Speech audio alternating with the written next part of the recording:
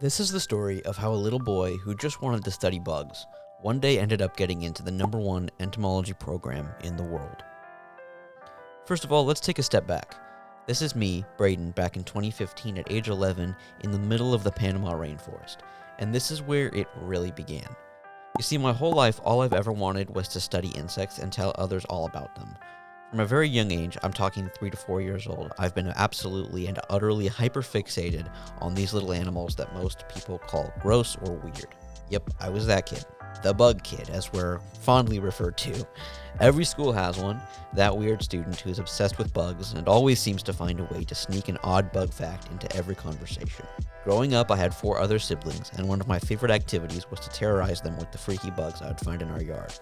I would tromp around into forests and swamps, collecting insects in my neighborhood like they were Pokemon. Because let's be real, having 4 siblings meant my turn on the DS would never come.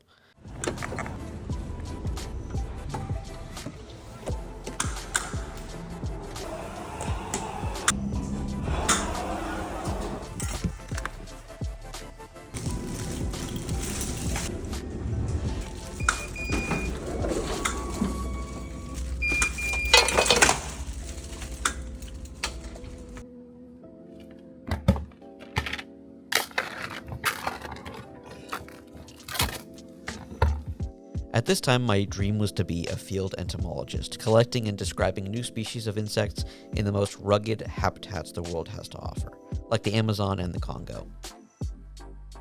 But one day when I was 7, these big dreams of mine came to a screeching halt.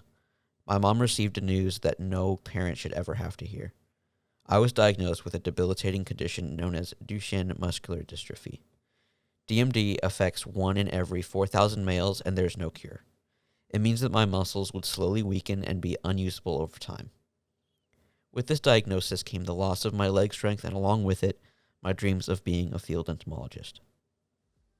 Despite this, one of the many great things that have come out of this diagnosis was definitely my Make-A-Wish. When I was offered with the opportunity of having a Make-A-Wish experience, I instantly knew exactly what I wanted. Going to Disneyland, meeting John Cena, or getting a puppy didn't interest me in the slightest. Nope. I wanted to spend a week in the rainforest, elbows deep in bugs. I wished to go to Panama for an epic bug safari. At first, the Make-A-Wish Foundation had no clue what to do about this, but boy did they deliver. First of all, Panama is a country that is closed to consumer exports of biological media, so I wasn't able to bring any physical specimens back to the States for my collection. So Make-A-Wish bought me a DSLR camera so I could take pictures of the bugs and wildlife that I found. The second of many amazing things that Make-A-Wish did was that they not only flew my family of 7 all the way from Washington State to Panama, but they also flew an entomologist friend that I had met recently named Phil Torres, so he could show me the ways of the rainforest. Looking back at it, there were a ton of things that Make-A-Wish did that made our trip so much better. I mean, they had connections in Panama to the point where I got to go on what they call a canopy crane, which is exactly what it sounds like, which usually only very official and smart scientists get to do, not 11-year-old boys.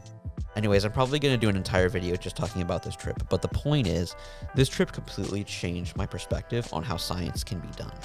I realized that I could do important science from anywhere in the world. I also realized that I wanted to teach people about insects and make them less scared and more curious about these amazingly beautiful and diverse little guys. This is when I started my nonprofit insect academy. I called it Lil Dudes Insect Academy because my nickname growing up was Lil Dude, but on a deeper level, I want every little dude and dudette to know that they can dream big and make a career out of anything, even playing with bugs. Through this academy, I'm able to reach a new audience online, which I do through this YouTube channel, along with my podcast where I talk with entomologists who study bugs as a career. If you're at all interested in supporting this mission, head over to our website below and make a donation, and any amount helps a ton, so thank you so much for that. So anyways, 11-year-old me returned to Washington State full of energy and excitement about this new chapter, and even though I became permanently wheelchair-bound at the age of 13, I still wanted to dedicate my life to this cause of insect education. So for the lack of a better term, what was the next step? If I wanted to teach others about insects, I really needed a great education. What the world definitely doesn't need is another unqualified, uneducated, clickbait-prone science communicator. So I started looking toward college. According to the ESA, there are only 17 colleges that offer bachelor degrees in entomology, so my choices were slim. The best and largest program was at the University of Florida, but Florida was super far away from Washington. And you may be thinking, well, Bradon, people move across the country all the time, so what's the big deal?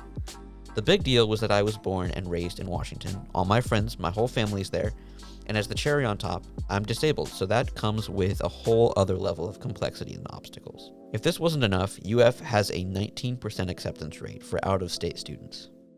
So because of all of this fear and doubt, I had basically ruled out UF as an option. That is until one day. I was talking with one of my good friends and mentors, and we were discussing all of my options for college.